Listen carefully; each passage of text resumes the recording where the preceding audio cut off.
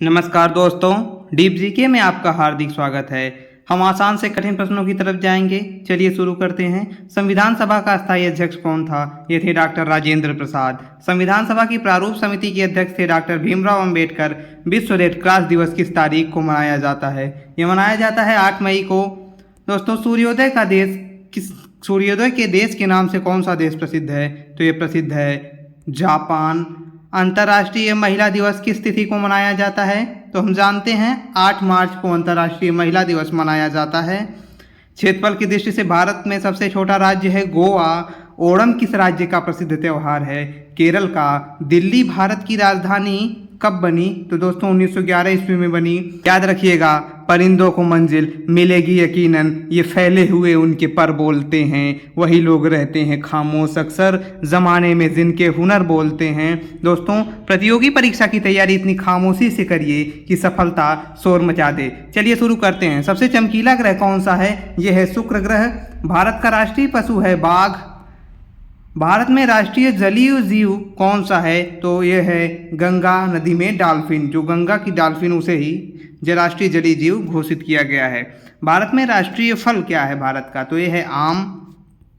भारत का राष्ट्रीय फूल है कमल। भारत का राष्ट्रीय पेड़ है बरगद। और राष्ट्रीय खेल हम सब जानते हैं हॉकी है। भारत के राष्ट्रीय झंडे की लंबाई और चौड़ाई में अनुपात कितना होता है? ये होता है 3:2 का। भारत का राष्ट्रीय गान किसने लिखा था? तो भारत का राष्ट्रगान रविंद्रनाथ टैगोर ने लिखा था। भारत का राष्ट्र गीत कौन सा है? तो ये है वंदे मातरम, हम सब जानते हैं। और भारत का राष्ट्रगीत किसने लिखा था? तो दोस्तों ये बंकिम चंद्र चटर्जी ने लिखा था। महात्मा गांधी को राष्ट्रपिता सबसे पहले किसने कहा? तो ये कहा था नेताजी सुभाष चंद्र बोस ने। और हमारा राष्ट्रीय पंचांग कौन सा है? तो ये है शक संवत। राष्ट्रगान गाने की अवधि क्या है? ये हम सब जानते हैं 52 सेकेंड। रेडियो एक्टिवता की खोज किसने की थी? तो ये की थी हेनरी बेकरेल ने। पेस मेकर का संबंध शरीर के किस अंग से है? तो दोस्तों ये हृदय से है। अक्सर आप लोग सुनते होंगे। मानव शरीर की किस ग्रंथि को मास्टर ग्रंथि कहा जाता है? तो दोस्तों पीयूष ग्रंथि को मास्टर ग्रंथि कहा जाता है। कार्बन का सर्वाधिक शुद्ध रूप कौन सा है? दोस्तों कार्बन का सर्वाधिक शुद्ध रूप है हीरा। यह सामूहिक आंतरिक परावर्तन का प्रतीक है। इसमें प्रकाश जाने के बाद आंतरिक रूप से ज़्यादा प्रकाश परावर्तित होता है, इसीलिए यह अधिकतम चमकदार होता है। एक्सरे का आविष्कार किसने किया था? तो दोस्तों एक्सरे का आविष्कार किया था रोएंटजन ने। कहीं कहीं ये रांटजन भी लिखा मिलता है, याद रखिएगा। किस धातु का प्रयोग मानव द्वारा सबसे पहले किया गया? तो ये किया गया था तांबा। मनुष्य ने सबसे पहले तांबा धातु का प्रयोग किया और उसने सबसे पहले कुत्ते को पालतू बनाया।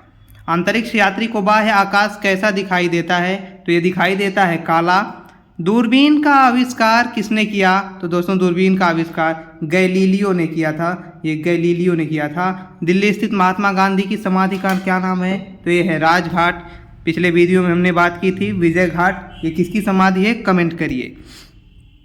विजय घाट किसकी समाधि है? भारत में पहली रेल कहाँ से कहाँ तक चली थी? तो दोस्तों मुंबई से थाने तक चली थी। और यह कब चली थी? तो ये 1853 ईस्वी में चली थी। बाद में पहली बार मेट्रो रेल सेवा किस नगर में आरंभ की गई? तो पहली बार मेट्रो रेल सेवा दोस्तों कोलकाता में आरंभ की गई। रेल का आरंभ हमने जाना अभी 1853 ईस्वी में हुआ। प्रथम भारतीय अंतरिक्ष यात्री कौन थे? तो ये थे स्क्वाड्रन लीडर राकेश शर्मा। और इन वर्ष था 1984। भारत की प्रथम महिला मुख्यमंत्री कौन थी? तो ये थी श्रीमती सुचेता कृपलानी। हरियाणा के पहले मुख्यमंत्री कौन थे? ये थे पंडित भगवत दयाल शर्मा। संयुक्त राष्ट्र संघ की स्थापना कब हुई? तो ये हुई थी 24 अक्टूबर 1945 को। संयुक्त राष्ट्र संघ का मुख्यालय कहाँ स्थित है? यह स्थित है न्यूयॉर्क में। संयुक्त राष्ट्र संघ के पहले महासचिव कौन थे? ये बहुत इंपॉर्टेंट क्वेश्चन है। यूपीएससी प्री में भी ये पूछा गया है 2018 का, आप देख लीजिएगा क्वेश्चन पेपर।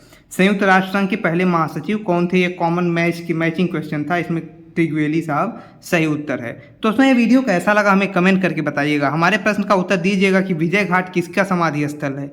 और हाँ, ये वीडियो को लाइक करिएगा, शेयर करिएगा और हमारे चैनल को सब्सक्राइब करना मत भूलिएगा। मिलते हैं अगले वीडियो में। जय हिंद।